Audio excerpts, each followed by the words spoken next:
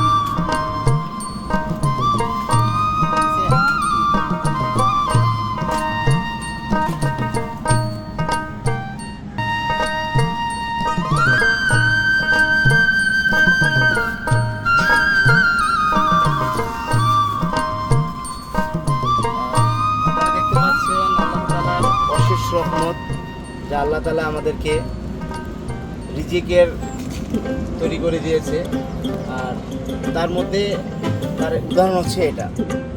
আপনারা আল্লাহ শুকরিয়া আদায় করতে হবে যে আল্লাহ আমাদের জন্য মানব জাতির জন্য এতটা সুন্দর, খুব নিখুঁতভাবে তৈরি করে দিয়েছে আমাদের ভালোর জন্য। তো আমরা সবসময় আল্লাহ শুকরিয়া আদায় করব এবং আল্লাহ রিজিককে সবসময় শুকরিয়া আদায় করব।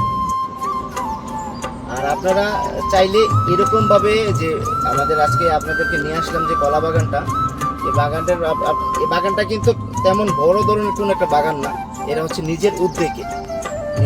আপনারা চাইলে এমন বাড়ির আঙ্গিনায় পুকুর পাড়ে এরকম কলা বাগান করতে পারেন। আর আল্লাহর রিজিকের উদাহরণস্বরূপ কিছুটা নিয়ামত দেখতে পারেন।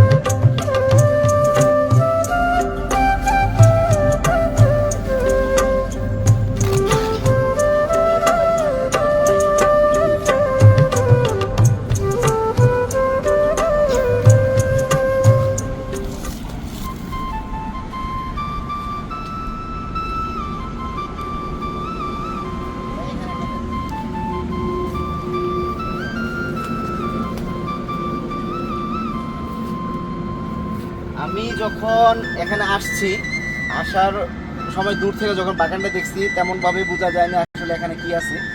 তো আসার পরে মাশাআল্লাহ দিলে এখানের যেই আল্লাহর রিজিক দেখলাম বা আল্লাহর তো মানুষের যে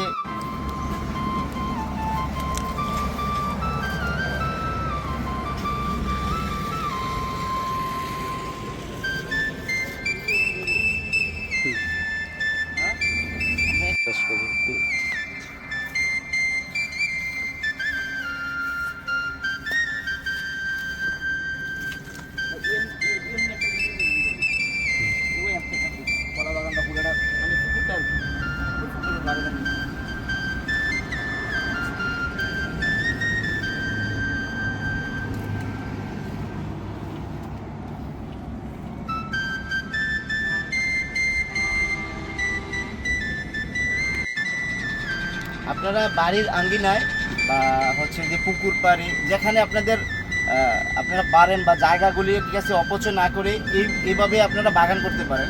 আর এটার মধ্যে উপকারিতা শেষ নাই। এগুলো হচ্ছে আপনার ফরমালিন মুক্ত, ঠিক আছে, ফল, আর হচ্ছে বিষমুক্ত। আপনাদের বাচ্চাদের জন্য বা নিজেদের জন্য শরীরের জন্য খুবই ভালো।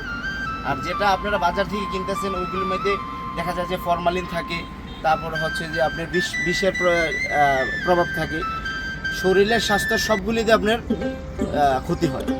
চেষ্টা করবেন বাড়ির আঙ্গিনায় বা যেখানে আপনারা পারেন চেষ্টা করেন এরকমভাবে ফরমালিন মুক্ত কলা বাগান বা অন্য যে বাগান আপনারা পারেন শাকসবজি এগুলি লাগানোর চেষ্টা করবেন। আর আল্লাহ দিলে যে অনেক কিছু হতে পারে, তার মধ্যে তার হচ্ছে একটা উদাহরণ এটা। আমি এখানে আসার পরে আসলে অনেক মুগ্ধ যে আল্লাহ তাআলার অশেষ রহমত, যে মানুষের তৈরি করা